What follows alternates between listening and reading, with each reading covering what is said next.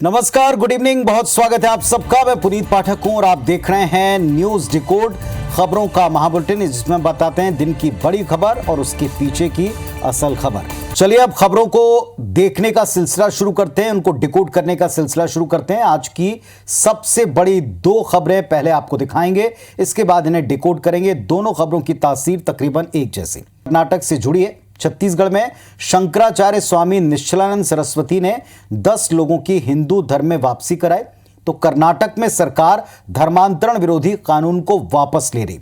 साथ ही धर्मांतरण पर एक बार फिर से दोनों पक्षों के बीच में बहस गर्मा गई।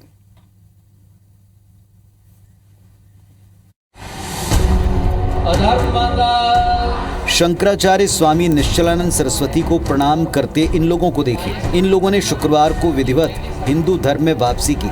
इस मौके पर शंकराचार्य स्वामी निश्चलानंद सरस्वती ने धर्मांतरण के मुद्दे पर अहम बयान दिया। छत्तीसगढ़ है ना, सेवा के नाम पर हिंदुओं को छलवल डंके की चोट से क्रिश्चियन बनाने का जो अभियान है, पक्ष विपक्ष के राजनीतिक दलों की सहभागिता के कारण ही है वह। शंकराचार्य की बातों का पूर्व सीएम डॉक्टर रमन सिंह ने जमकर समर्थन किया। जब बात धर्मांतरण की चले तो जान लीजिए कि कर्नाटक की कांग्रेस सरकार एंटी कन्वर्जन बिल रद्द करने जा रही है, जिस पर बीजेपी ने कांग्रेस सरकार पर हमला किया तो कांग्रेस ने इस पर पलटवार किया। कांग्रेस का दोहरा चरित्र सामने आ गया है। कांग्रेस मौसमी हिंदू है, यह किसी से छिपी नहीं है। चुनावी मौसम के हिसाब से हिंदुत्व का चोला पहन लेती है। कर्नाटक में अब धर्मांतरण की खुली छूट है। अब ये तो लड़कियों की सुरक्षा के लिए था धर्मांतरण विधेयक, उनको संरक्षण देने के लिए था। क्या कानून रद्द करना जिहादियों को संरक्षण देना नहीं है? भारतीय जनता पार्टी लोगों को गुमराह करना बंद करे और सीधा केंद्र सरकार के माध्यम से, लोकसभा के माध्यम से बिल पारित करे। कुल मिलाकर देश प्रदेश की राजनीति में धर्मांतरण सालों से हॉट टॉपिक बना है। ये एक ऐसा मुद्दा बन चुका है जो पक्ष विपक्ष दोनों को वोट बैंक के लिहाज से सूट करता है।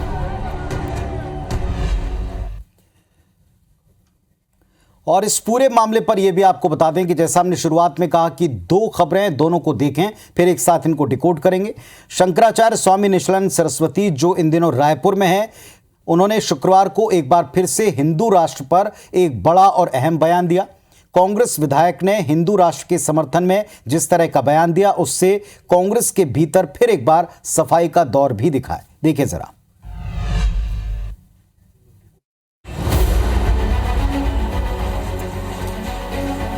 शंकराचार्य स्वामी निश्चलानंद सरस्वती रायपुर में घर वापसी अभियान तो चला ही रहे, साथ ही इसके अलावा वो भारत को हिंदू राष्ट्र बनाने के लिए अभियान पर काम भी कर रहे हैं। छत्तीसगढ़ समेत कई राज्यों में इस साल चुनाव होने वाले हैं और चुनाव के पहले कुछ सालों से ये ट्रेंड चल पड़ा है कि धर्मांतरण और हिंदू राष्ट्र जैसे मुद्दे जोर पकड़ते हैं। इस बार कांग्रेस विधायक ने भारत को हिंदू राष्ट्र बनाने के अभियान का समर्थन किया है, सुनिए।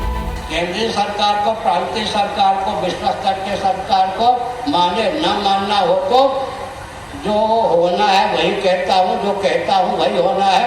जैसा हम चाहते हैं वैसा भारत और विश्व बनाते रहेंगे। अपन अपन जो जहाँ जहाँ जिस गांव जिस स्थान में है वहाँ से हिंदू राष्ट्र बनाने के लिए हम संकल्पित होके हिंदू के लिए बात करें। हम हिंदू एक हो, तभी हिंदू राष्ट्र बन सकते। शंकराचार्य स्वामी निश्चलानंद सरस्वती का हिंदू राष्ट्र पर दिया गया बयान तो समझ में आता है, लेकिन कांग्रेस विधायक का हिंदू राष्ट्र की मांग का समर्थन करना खुद कांग्रेस के गले नहीं उतर रहा। उनके अपने व्यक्तिगत विचार हो सकते हैं, उनका मत हो सकता है, किस संदर्भ में उन्होंने कहा, सबसे बड़ी बात इसको देखना होगा। कांग्रेस पार्टी का स्टैंड क्लियर है, हम भारत के संविधान के साथ हैं। मुद्दे पर कांग्रेस बैकफुट पर दिखी, लेकिन धीरे धीरे लगता है कि कांग्रेस के डीएनए में भी बदलाव होने लगे हैं। कांग्रेस में अब हिंदूवादी विचारधारा के समर्थक तेजी से बढ़ते नजर आ रहे हैं। तो आपने एक के बाद एक दो खबरों को देखा। पहली खबर हिंदू धर्म में घर वापसी की, दूसरी खबर हिंदू राष्ट्र की मुखर होती मांग की। इन दोनों खबरों की तह तक जाने के लिए इन दोनों खबरों की तासीर जो एक जैसी है, इसे डिकोड करके आपके सामने रख रहे हैं। इन दोनों खबरों के मर्म को अगर आप समझें तो आने वाली बाकी खबरें इस बात का सबूत बनकर सामने आएंगी कि हमारे देश का मिजाज अब बदल रहा है। अब खुलकर लोग धर्मांतरण लव जिहाद ऐसे मुद्दों पर बात करते हैं। पहले ऐसे मुद्दों पर खामोशी ज्यादा बेहतर मानी जाती थी। बहुसंख्यक आबादी का मूड स्विंग हो रहा है, इसमें कोई शंका नहीं। एक वक्त में जो बातें उसकी उदारता का परिचायक होती थी, वो धीरे धीरे धारणा समाप्त हो रही है। अब हिंदुत्व का मसला पॉलिटिकल स्कोरिंग के लिहाज से असरदार भी हो चुका है। पॉलिटिकल दल भी पहले इससे बचते थे। कांग्रेस जैसी सेकुलर छवि के दल और उसके नेता हिंदू राष्ट्र की पैरवी करने लगे हैं। ये अपने आप में सबूत है कि वक्त बदल रहा है, सियासत बदल रही है, सियासत का तरीका भी बदल रहा है। राजनीति और समाज के लिहाज से इसे आप 360 डिग्री का चेंज भी कह सकते हैं, बिल्कुल टेबल टर्न।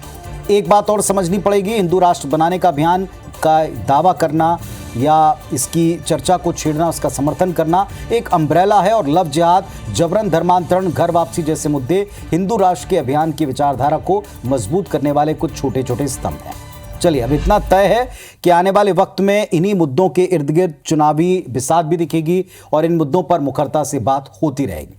अगली खबर है देश की राजधानी दिल्ली से और बड़ी महत्वपूर्ण है, आज काफी ट्रेंड में भी रही है। केंद्र सरकार के नाम बदलने की मुहिम के तहत एक और इमारत का नाम बदलने का फैसला हो चुका है, जिस पर जमकर राजनीति हुई है। वो इमारत कौन सी है और आखिर इस पर इतनी बहस क्यों है, देखें जरा।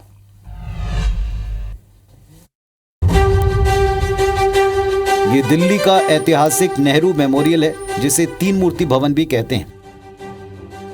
अब नेहरू मेमोरियल का नाम बदल दिया गया है। अब नेहरू मेमोरियल को पीएम मेमोरियल के नाम से जाना जाएगा। नाम बदलने पर कांग्रेस ने सरकार पर हमला बोला। कांग्रेस का कहना है कि नाम में बदलाव प्रतिशोध और संकीर्णता का नतीजा है। मुझे समझ में नहीं आता है कि कांग्रेस के नेता अपने नेताओं के प्रति, मतलब मोदी जी के विरोध में वो अपने नेताओं का अपमान करने में नहीं चूकते हैं। सरदार पटेल की इतनी बड़ी मूर्ति बनी, आज तक बताइए कोई कांग्रेस का नेता गया हो वहां?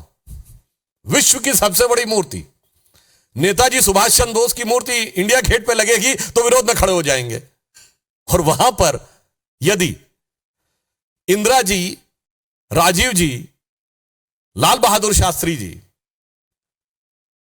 पीवी नरसिम्हा राव जी और डॉक्टर मनमोहन सिंह जी, जिनके वो बहुत गुणगान भी करते हैं, उनकी उपलब्धियों से समस्या क्या है कांग्रेस को, यह मैं उनसे जानना चाहता हूं। केंद्रीय मंत्री राजनाथ की अध्यक्षता में एक विशेष बैठक हुई, जिसमें नेहरू मेमोरियल का नाम बदलने के फैसले पर मुहर लगाई गई। Rajnath Singh Nehru memorial museum and library के उपाध्यक्ष हैं, वहीं प्रधानमंत्री इसके अध्यक्ष हैं। साल 2016 में पीएम मोदी ने एक प्रस्ताव रखा था कि तीन मूर्ति परिसर में देश के सभी प्रधानमंत्रियों को समर्पित एक म्यूजियम का निर्माण होना चाहिए। तो दिल्ली में नेहरू मेमोरियल का नाम बदला जाएगा, ये बात तय हो गई, लेकिन इस पर जो विवाद की स्थिति है, इस पर देश भर में रिएक्शन आया। रायपुर में भी एक सड़क के नाम को लेकर बदलाव की कल से चर्चा है। जिस सड़क को अब तक वीआईपी रोड के नाम से रायपुरियंस जानते थे, अब उसका नाम स्वर्गीय राजीव गांधी, पूर्व प्रधानमंत्री के नाम पर होगा। राजीव गांधी मार्ग कहलाएगा। इस बदलाव पर सियासी मुठभेड़ या ठनाठनी हमने दिन भर देखी।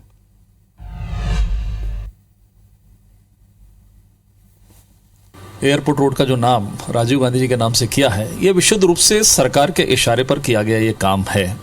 राजीव गांधी जी इस देश के प्रधानमंत्री थे। अनेकों योजनाएं, अनेकों बिल्डिंग, अनेकों मार्ग उनके नाम से है, लेकिन बावजूद इसके फिर से एक उन्हीं के नाम से नामकरण किया गया है।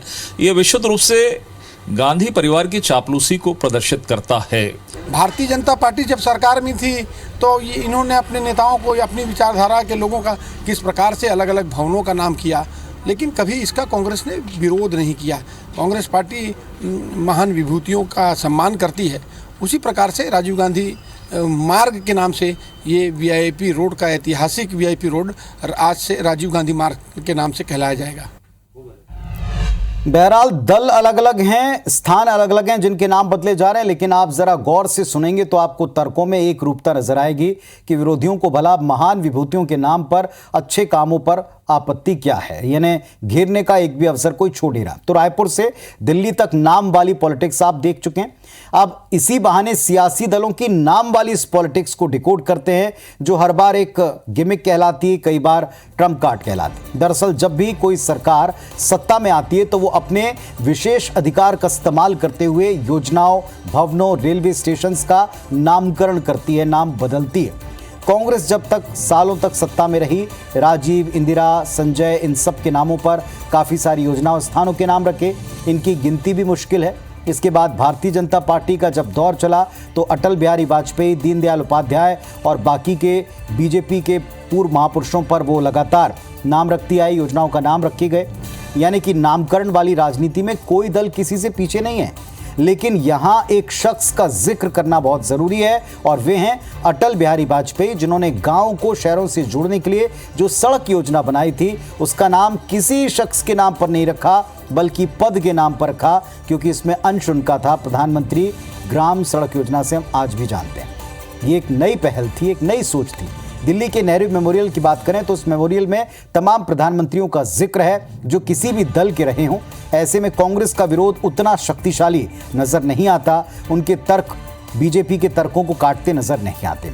वैसे अब ये नाम तो बदल ही चुका है, तय हो चुका है, चाहे आप लाख हल्ला मचा लें, चाहे लाख इस पर बात कर लें, ये नाम वाली पॉलिटिक्स न रुकने वाली है न थमने वाली है। इधर खरगोन जिले की खबर पर आपको लाना चाहेंगे। आदिवासी विधानसभा सीट भीकन गांव जो यहां की है, बीजेपी के टिकट के दावेदार एक अनोखी शपथ लेते नजर आए हैं। दिलचस्प तस्वीरें देखें जरा। शपथ ले रहे नेताओं की ये तस्वीरें खरगोन के भीकन गांव की हैं, जहां चुनाव की नजदीकी के चलते नेताओं ने टिकट की दावेदारी शुरू कर दी है। ऐसे में पार्टी बिखरे नहीं, इसीलिए 5 टिकट दावेदारों को इस बात की शपथ दिलाई गई कि टिकट किसी को भी मिले वो समर्थन कर पार्टी के लिए काम करेंगे। भारतीय जनता पार्टी के संस्कार है। संयुक्त मोर्चे का कार्यक्रम रखा गया था। विधानसभा के 5 जो दावेदार थे उन्होंने आज बजरंग बली के सामने प्रण लिया कि पार्टी किसी को भी टिकट देगी, हम उसके साथ में। दावेदारों को कसम दिलाने को लेकर कांग्रेस बीजेपी पर तंज कस रही। कांग्रेस का कहना है कि बीजेपी को अपनी हार दिख रही, इसीलिए भगवान के सामने दावेदारों को कसम खिलाई जा रही। भारतीय जनता पार्टी के लोगों को अपनी संभावित हार स्पष्ट नजर आने लगी है, इसीलिए भीकन गांव के मंदिर में क्षेत्रीय सांसद द्वारा विधानसभा के संभावित उम्मीदवारों को कस्में खिलाई जा रही है। दरअसल भीकन गांव आदिवासी बहुल सीट है, जहां से पूर्व विधायक समेत पूर्व प्रत्याशी भी बीजेपी से टिकट के दावेदार बनकर सामने हैं।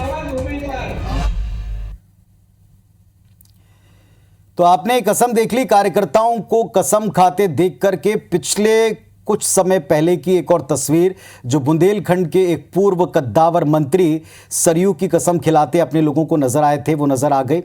हमने भी आपको दिखाया था किस तरह हरिशंकर खटीक सरयू नदी में नहाने स्नान करने जब अयोध्या गए तो वहां अपने ही लोगों को कसम खिला दी कि हम चुनाव में इधर उधर नहीं जाएंगे। अब ऐसी कसम यहां भी खाई गई। खबर आप देख चुके हैं। आप सोच रहे होंगे कि आखिर कस्में खिलाने की जरूरत क्या है। चलिए जरा आप इस पूरे माजरे को डिकोड कर लें।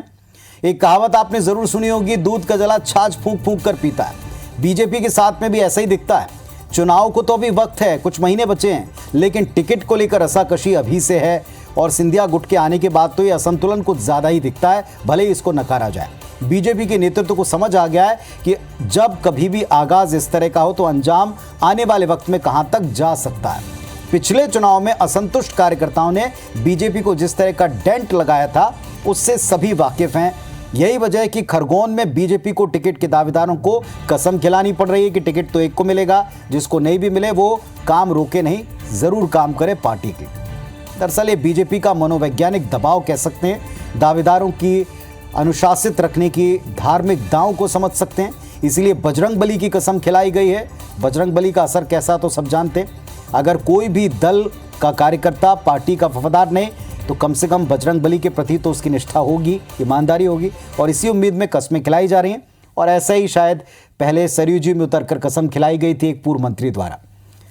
आगे आते हैं इंदौर में बजरंग दल के कार्यकर्ताओं पर जिस तरह का प्रदर्शन करने के बाद में लाठीचार्ज हुआ, इस पर कार्रवाई भी हो गई, लेकिन इन सब के बावजूद कुछ सवाल हैं जो अभी छूट गए हैं। पहले पूरा घटनाक्रम क्या हुआ और कार्रवाई क्या की गई, देखिए जरा।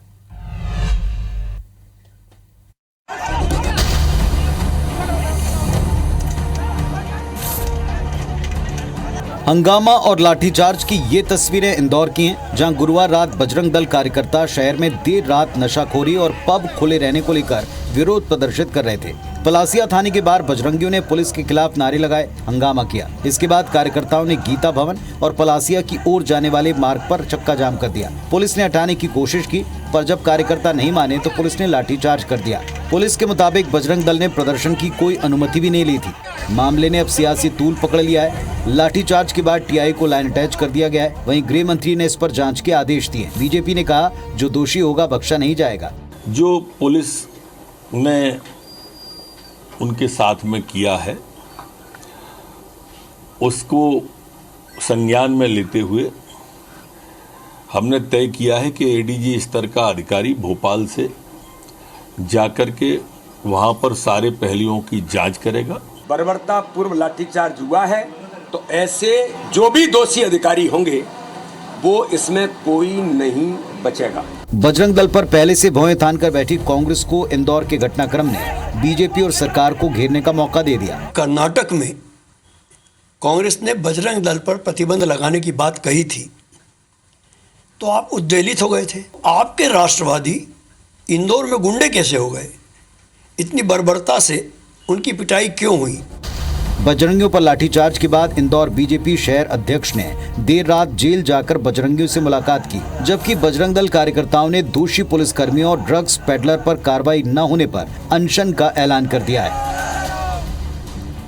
तो वाकई कांग्रेस पार्टी के इस तर्क में दम है कि जिन बजरंगियों पर बैन की बात से तक बीजेपी आग बबूला हो गई थी, उसी के राज में इंदौर जैसे गढ़ में उन पर लाठियां चल गईं और कानून के नाम पर चली। अब इसका जवाब बीजेपी को देते नहीं बन रहा।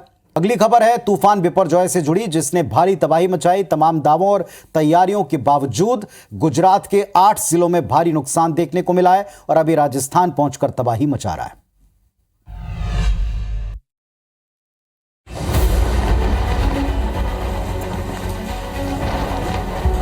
गिरे हुए पेड़ और तेज बारिश का सिलसिला। ये तस्वीरें बिपरजॉय चक्रवात के राजस्थान पहुंचने की हैं। बाढ़ और समंदर में उठती ऊंची ऊंची लहरें। ये तस्वीरें गुजरात के जखो तट से टकराने के बाद की हैं। बिपरजॉय तूफान से गुजरात में भारी नुकसान हुआ है। इसका असर कच्छ, सौराष्ट्र समेत 8 जिलों में रहा। ये अपने पीछे भारी तबाही छोड़ गया है। जगह जगह पेड़ और खंभे गिर गए। तूफान के कारण भावनगर में 2 लोगों की मौत हुई, 22 से ज्यादा लोग घायल हुए हैं, जबकि 94,000 लोगों को अपना घर छोड़ना पड़ा। पोल और पेड़ गिरने की घटना का सामना हुआ है। उनसे एसडीएम जो तहसील के संचालक है उनके द्वारा हमको पॉइंट दिया गया, तो हम यहाँ अभी एक रेफरल हॉस्पिटल में आए हैं पेड़ की कटिंग करने के लिए, जो ताकि उस पर ज्यादा असर न डाले बिल्डिंग पर। बिपरजॉय तूफान गुरुवार शाम 6:30 बजे कच्छ के जखो तट से टकराया था। लैंडफॉल आधी रात तक चला। इस दौरान हवाओं की रफ्तार 125 किलोमीटर प्रति घंटे की रही। कच्छ में 2 से 7 इंच तक बारिश दर्ज की गई। 940 से ज्यादा गांवों में बिजली गुल हो गई। अब बिपरजॉय चक्रवात राजस्थान पहुंच चुका है। तो गुजरात, राजस्थान के साथ साथ महाराष्ट्र और तटीय राज्यों में इसका असर दिखा, लेकिन फिलहाल मध्य भारत पर, मध्य प्रदेश, छत्तीसगढ़ में असर ये कि मानसून को इसने लेट कर दिया है और 2 से 4 दिन तक ये लेट अब स्ट्राइक करेगा। इस बात की उम्मीद है ये ज्यादा नुकसान ना पहुंचाए। इसको लेकर तैयारियों का दौर अब भी चल रहा है। फिलहाल के लिए इतना ही। खबर अपडेट्स के लिए आप देखते रहें IBS 24 और अपना परिवार का ख्याल रखें। नमस्कार, शुभ रात्रि।